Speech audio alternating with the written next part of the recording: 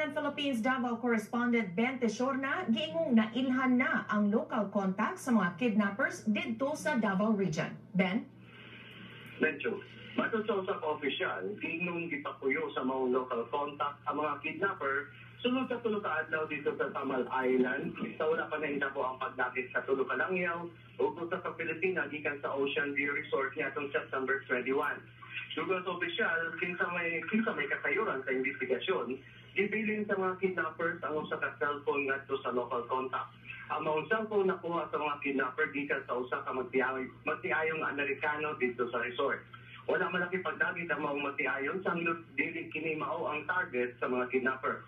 Pinaagi sa signal sa cellphone na subay kini sa mga otoridad hinungdan na unang gitaho sa Task Force Ocean View na anaalang sa Davao Region ng mga kidnapper.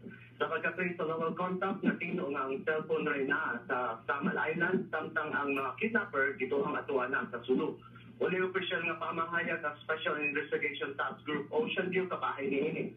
Sulat nga itong mayang din timana, ikaw lang nagpagawas ang task group o sa ka-official update bahin sa investigasyon. Iangko din ni Davao City Mayor Rodrigo Duterte nga ginsusi na sa mga otoridad ang posibilidad nga doon na gayoy local contact sa Davao Region ang mga kidnappers. That we have to discover.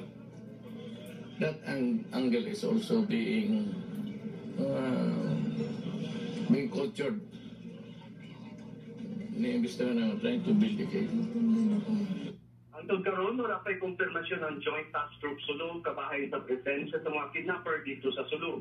Dito nga mga aliado sa Abu Sayyaf o mismong Abu Sayyaf ang nidagit sa duha ka Canadian, usa ka Norwegian o usa ka Pilipinas gikan sa Ocean View Resort. Daghang salamat Ben Tesorna reporting gikan Davao City.